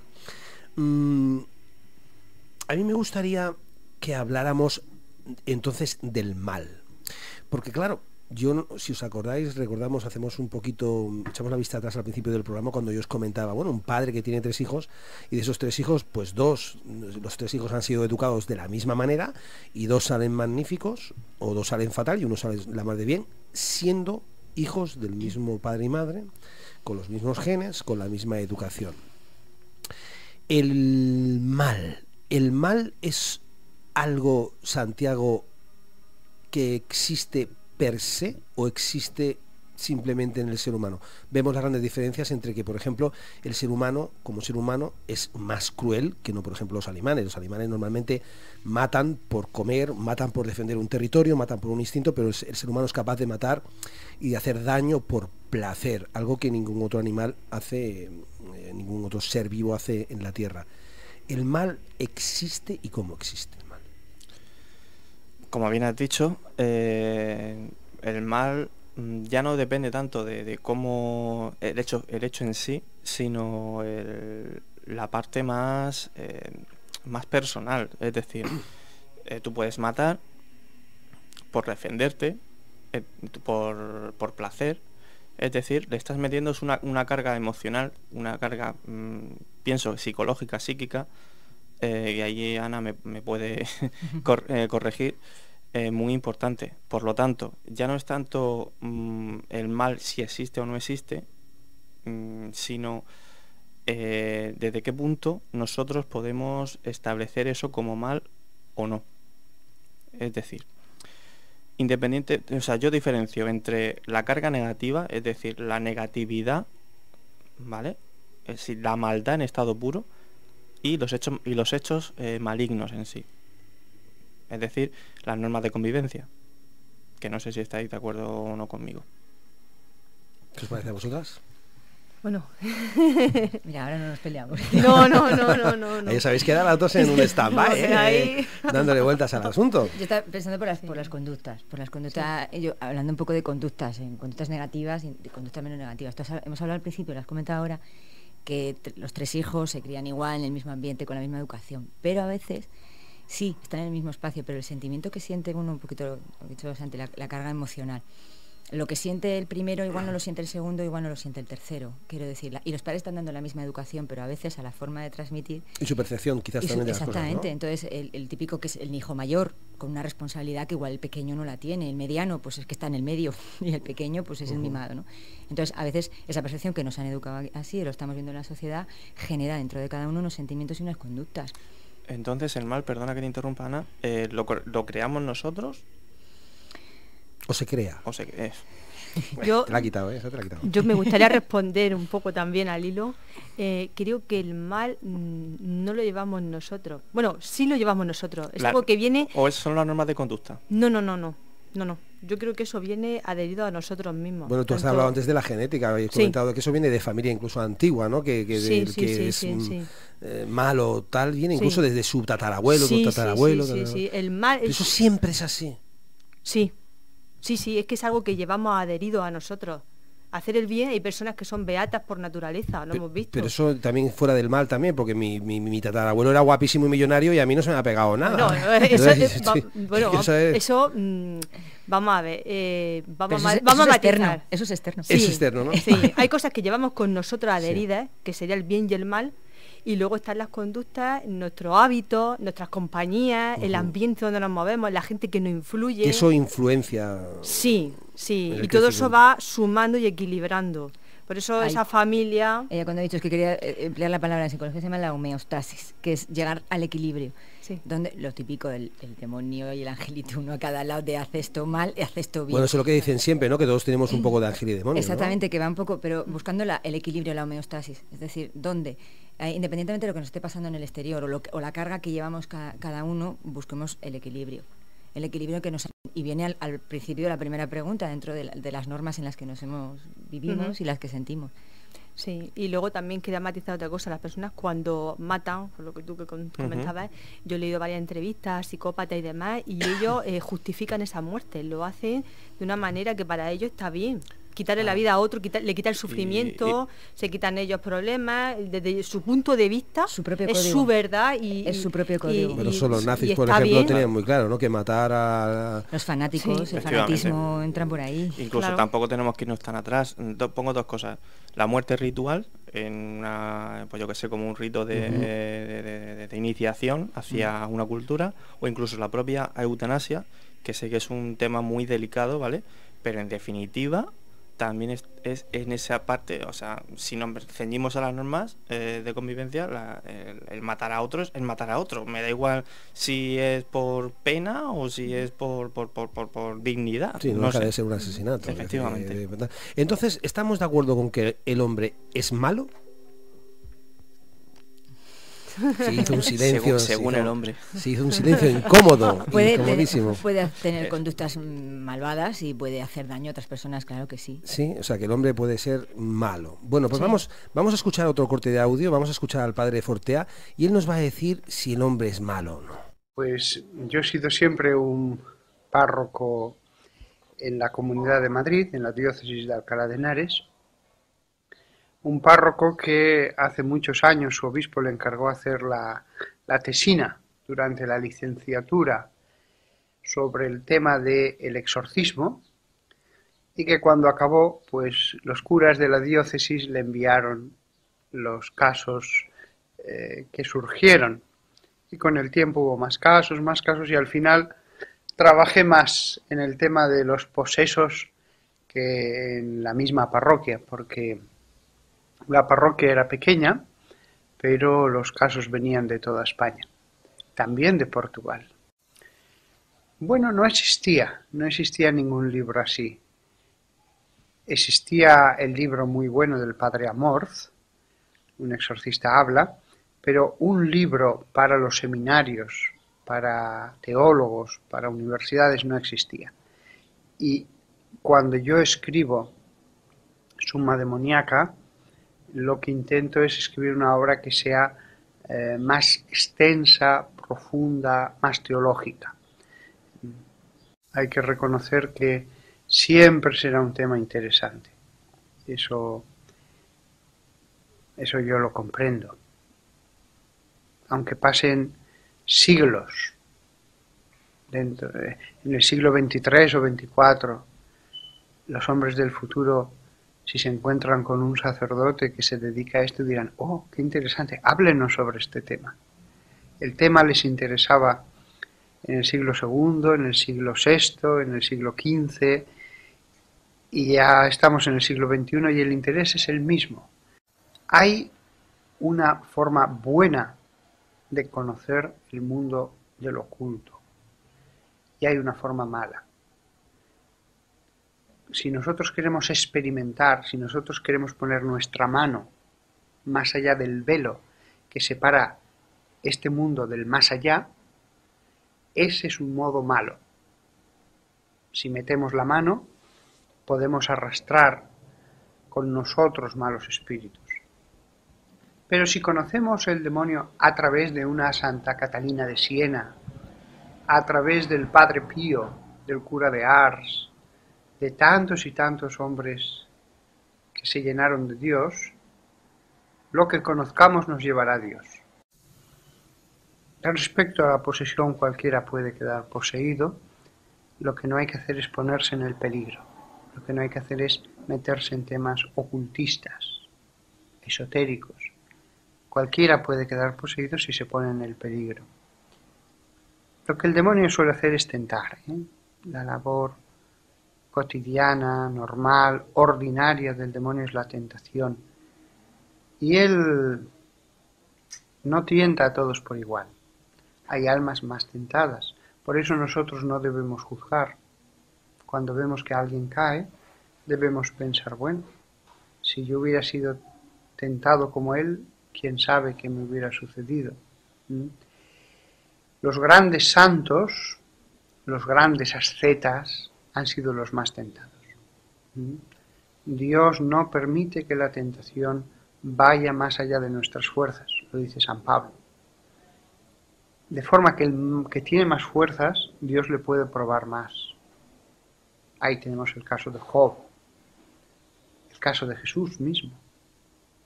El que tiene más fuerzas, Dios a veces lo prueba más, porque la tentación, si se resiste, es una fuente de gracias para el alma. Incluso la tentación nos hace bien si somos fieles a Dios. Algunos entienden la figura de Dios y el demonio como una especie de equilibrio entre el bien y el mal, como una especie de yin y yang. No. Dios es el ser infinito, el demonio es una criatura. Ojalá que no existiera el mal en el mundo. Podía no haber existido el mal en el mundo. Aunque era difícil pensar que creando seres libres siempre lo iban a hacer todo bien. Pero podía haber habido menos mal, mucho menos mal. En cierto modo nos hemos acostumbrado al mal. Lo vemos y nos parece normal. Pero la historia de la humanidad podría haber sido muy distinta. Lo que pasa es que hemos visto desde pequeños tantas cosas no buenas que al final nos parece lo normal, lo natural incluso. A veces el mal parece lo natural. La historia podía haber sido totalmente distinta.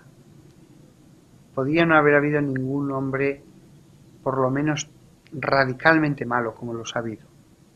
Hombres que no es que a veces hicieran cosas malas, sino que hay hombres, y los ha habido, que eran malos de verdad y que se gozaban en hacer cosas malas y lograban la consumación del mal en ellos mismos.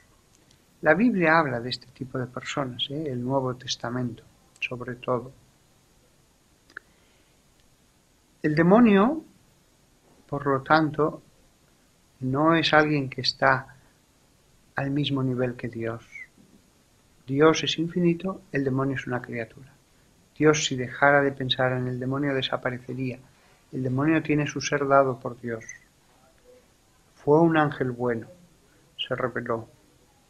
Pero el demonio, ojalá que nunca hubiera existido.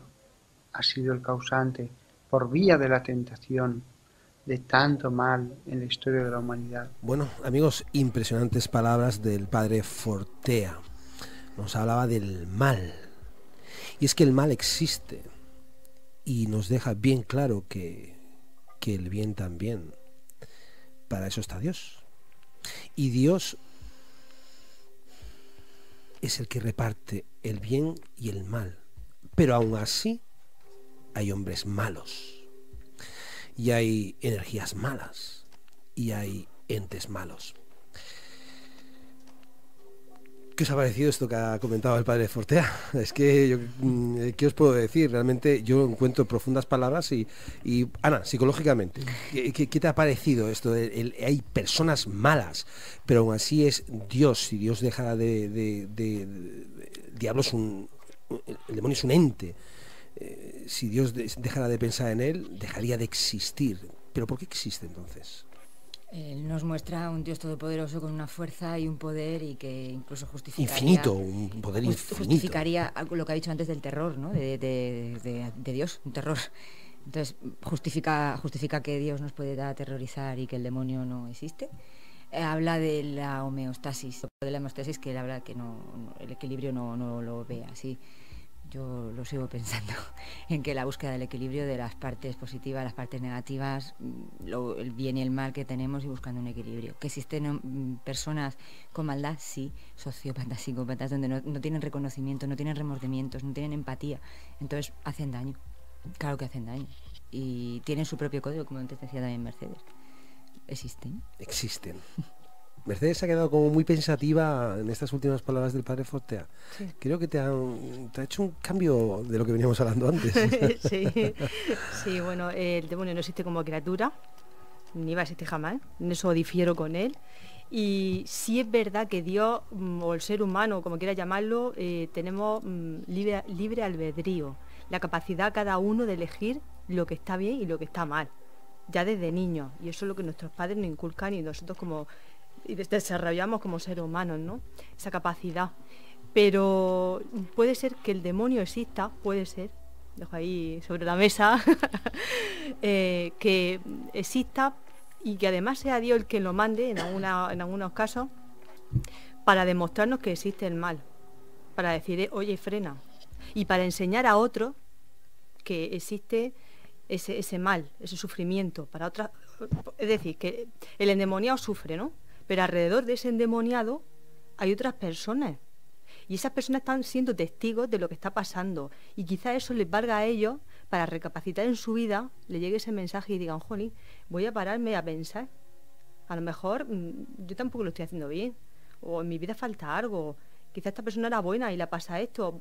O sea, es un poco... Sí, quizás ese reflejo del mal que puede ver el resto de la sociedad se convierta en un reflejo del bien, de lo que hay que hacer bien, ¿no? Justamente. Para no caer ahí, ¿no? La conciencia. La conciencia, ¿no? Sí. Y la conciencia también, ¿no? Santiago, ¿qué te ha parecido lo que ha comentado Padre Fortea? Pues me ha parecido un testimonio de lo más espeluznante, pero básicamente vuelvo a comentar lo que he comentado hace un momento, su interés en negar, o el deseo de negar la existencia de Satanás, del demonio, y reduciéndolo a una simple criatura, o sea, poniéndolo por debajo de Dios, e intentando quitarle ese protagonismo que nosotros, los humanos, los seres humanos, le damos y lo equiparamos a una especie de divinidad que no le corresponde. que no le corresponden. Bueno, yo creo, amigos, estamos ya llegando, que nos vamos a tener ya que despedir. Hemos pasado 2 horas, yo personalmente disfrutando muchísimo de vuestra compañía y disfrutando mucho de un tema.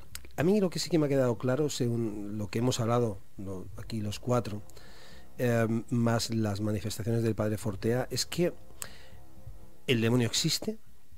Él además ha hablado con diferentes demonios, que el mal existe y que, en definitiva, nosotros, las personas, todos los que nos conocemos, los que nos consideramos personas de bien, hemos de, en lo que nos toca, en nuestra medida, tomando el testigo de los arcángeles y de los ángeles en los que podamos o no creer, luchar siempre contra el mal.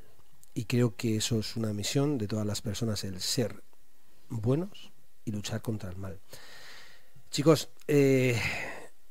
Ana, un placer haberte tenido aquí con nosotros. Lo mismo digo. Y te tenemos, posiblemente te vamos a raptar para que sigamos hablando de temas interesantes, que va a haberlos y más. Muchas gracias. Un placer. Mercedes García Velasco, un placer como siempre. Igualmente. Te raptamos otro día, ¿eh? Santiago. Muchas gracias. Amigo, tú y yo, como siempre, fuerza y honor todas las semanas aquí, batallando. Y gracias por haber venido y haber compartido este rato con todos nosotros. A vosotros.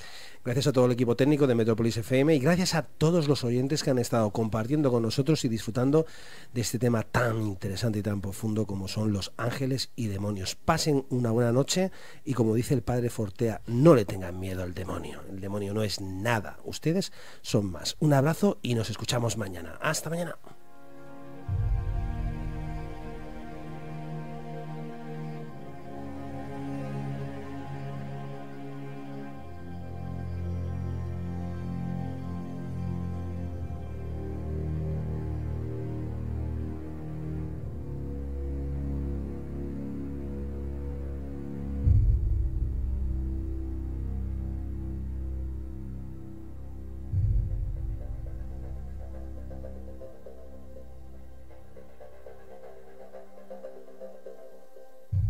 De 3 a 5 de la tarde, en Metrópolis FM, La Tarde de Epo, con Epo Cardelo.